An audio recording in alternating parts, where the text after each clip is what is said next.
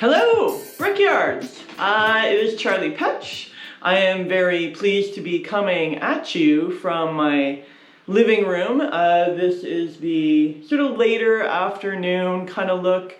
I've got no lights on because I want to start from scratch and show you how you can achieve better look, a better framing, and better sound with your videos. So you want to pick a room in your house that does not have any dishwasher going, if you have a dishwasher, air conditioner, you know, a really loud running fridge that comes up in the audio, or maybe there's a certain time of day that you have to do it when you know nobody's going to be around because you share the house or you're in an apartment building, whatever the sound situation might be. And then you're going to want to have good lighting, right? So you want to pick a room in your house where perhaps there's already a window. I have a window over here. You can see the sun coming through there. Or maybe you have just a controlled area that will be good to just build your own lighting environment in. Some things to think about are how big is the room, right? If it's very cavernous, if it's tall ceilings, that's gonna affect the way the sound is. If there are marble countertops, that's gonna affect the way the sound is. What you kind of want to have is like a smaller, cozier room. If there's a lot of textiles around, like if it's your bedroom, that's also great because that sort of keeps it from sounding like you're in a school gym, because nobody wants that. Okay, so pick that room. I'm going to go and show you what it's like to just stand in front of the window here. So, on my window, I have some nice, I made them myself, thank you. I have some nice curtains here, which, you know, make the light softer. I will show you. So, here's what I look like standing in front of the window, so we're going to avoid that. Here's what I look like standing to the side of the window. Isn't that nice? Like, don't you want to see that poetry video? Super nice. And here's what I look like standing in front, which is more of like a makeup tutorial sort of thing, because it really flattens your whole all of your features. And I really like a side light. I like a side light for many reasons, which I will show you with the ring light later. You know, the sun is a very hard light. There's no diffusion on it whatsoever.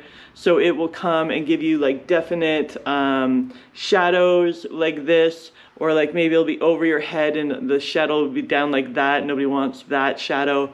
So if you're going to be choosing to do outside or even during the day, if you don't have these lovely curtains, go for a cloudy day. It is, you know, whoever controls the clouds in the world, it's a good day for us when we're working together. And, you know, if you don't have curtains and you do want to cut down this sort of glare, then you can just honestly use like a bed sheet, or you can like tape up some paper towels, honestly, and that will be just as effective. This is a frame that is just me in front of a plain wall, and that's super great if you can achieve that. Maybe you have a whole bunch of stuff in like every room in your house. The way to get around that would be to get a sheet. I like a dark sheet, honestly, or even like an interesting sort of textile behind you, and make sure that it fills the frame. So you're going to want to get something really big, like a full bed sheet. You're going to make sure that it's, you know, wash it that day, don't fold it, hang it up, let it hang for a day, and you can get, or iron it, you know, because all of these things affect how we look. So here we go. Just going to plant this again. And you'll notice, so this is maybe another framing I kind of like. There's more stuff in it, but it also is more interesting. So you're just gonna make sure that it's, you know, look at it before you even get into it. Is that interesting? That's great. I think it's interesting. So here, you know, there's nothing over here. Everything's over here. it's right in the middle, and you can't see anything else going on. So, this is a ring light. I would actually totally recommend a ring light. They are lightweight, they are cheap, they're, you know, you can find them generally for under $100. One thing is color temperatures. So color temperature means like this is warm. So the temperature is warm. Warm means it is orange. You know, you can actually see it to the naked eye that it's a little orangey. I'll show you what it looks like. There are 3 settings on this. Here's another one. This is plain white. It is glaring. It is actually matching up a little bit better with the outside. Outside lights are white to blue when the sun is up. So sometimes you would use your white or your blue setting if you are working with sunshine. Okay, then I'm just gonna put the blue on. This is a real bluey blue. And it depends also like on your skin tone, right? My skin tone works better with warm. Your skin tone might work better with white or blue. So it is all about that as well. And if your skin tone does work better with blue, it might be great to have it during the day when you're doing your video or whatever. Just do blue lights at night. Here we go. I can also turn this down, which is nice because it doesn't need to be so much. Look at that hair.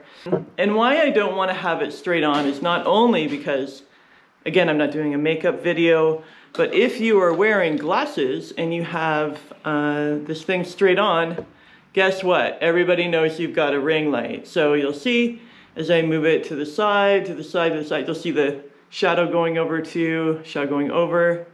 And here, I don't run into that problem unless I'm way over there. So this is great for that. Just gonna switch it to the warm light again and show you that. I really like a side light, not only for the reflection, but it's just more interesting. But now this is a lot of side light and not enough from the other side. So just this, right? Like this is just, it's a protest sign. I folded it here and here, and you can set it up on a table. And what that does, or you can have a friend just hold a bounce for you. And what that does is it catches the light, and then it directs it back at me. So I'm doing both these things, but you can see, there we go. You can see like a little bit how that works. It is also, you can see, look at that, how blue it is, right? Anyway, so this is just like a little IKEA light. I'll get close to it, just like whatever. I found it on someone's yard, you know.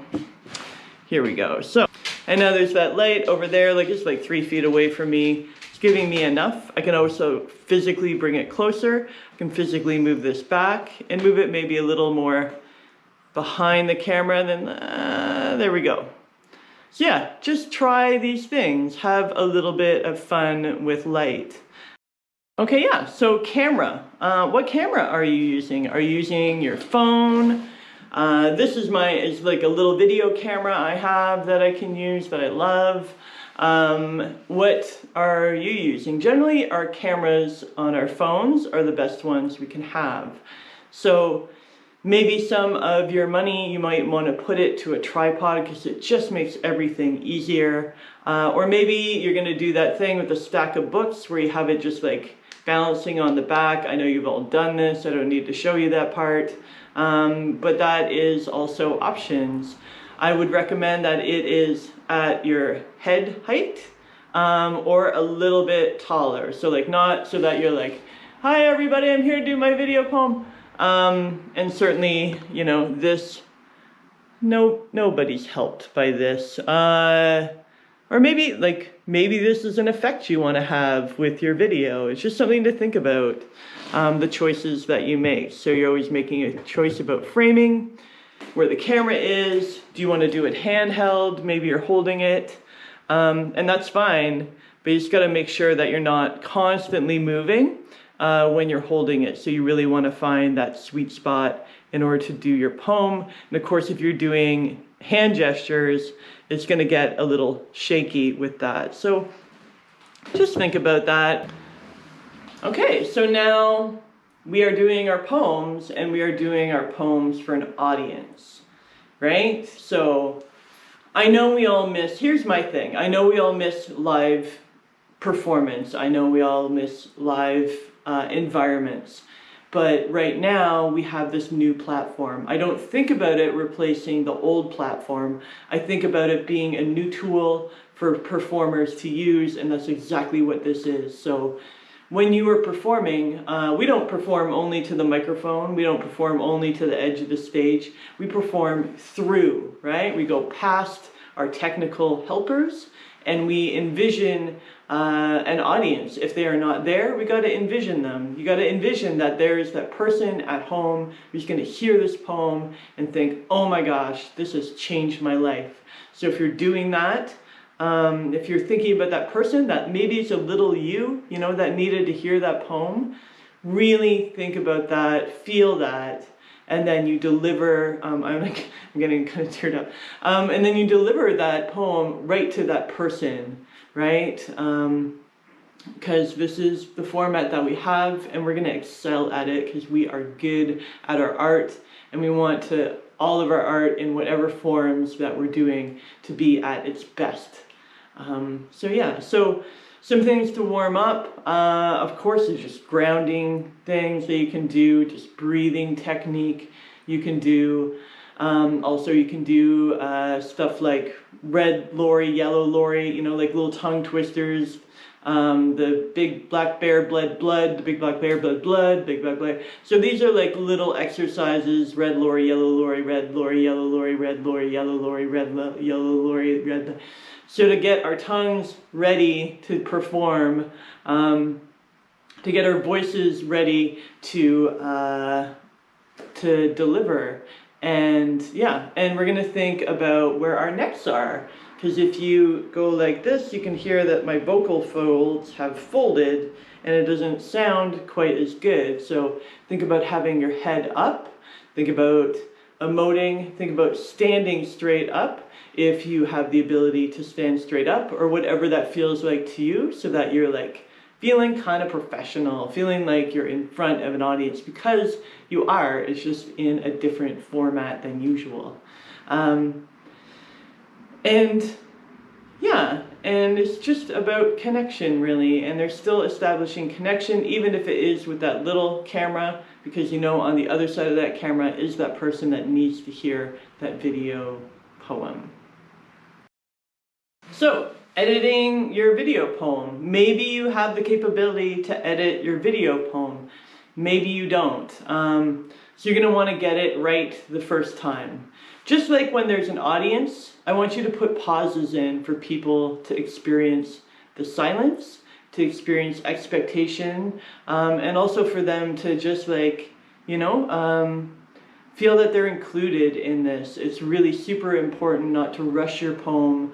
You're not just doing a video, you're doing an interaction, of course, with your audience always. So give those spaces, give that moment. Maybe there's a funny line, you know. And then are you reading it off of something? Are you performing it from memory? That is also a thing. So what I would recommend is, if you are reading it off of something, to have, you know, if you've got it, here we go, if you got it, you know, on your computer, you have your computer right next to the video so that you are able to look over and not look down. Because so often people are like, okay, I'm here to do my video, you know, and that's what we see a lot. So you're gonna wanna have it up so that your head is up, your neck has full extension, and yeah, and sometimes it is hard to read and perform. I get that. So if you know that, you know, there is a line there that is really, really important, maybe you bold it. So I'm going to show you right here. There's a little bold line right there. And so that would be the line, like if I knew that was my killer line, then I would bold it, because I would look You know, I'd be, you know, performing like this, and then I'd be like, and you know what, kids? The color blue is pretty amazing, you know? Then you would look back to it and you wouldn't lose your spot. So that is just a really good way of doing that. Or if you're recording the whole thing on your desktop, then of course you can just get the document up on the computer. You can like shorten it so that you can see not only yourself performing, but also the document, and then, you know, the gentle movements of scrolling things up. And that's the way to get a good first edit. If you can actually edit so that you have multiple takes where lines are doing better and you know how to fuse that together, that's super great. So thank you, Brickyards, and I hope you enjoyed this instructional video on the look that we would like you to have for your poetry videos, for trusting us with your work, and we look forward to seeing your finished poems.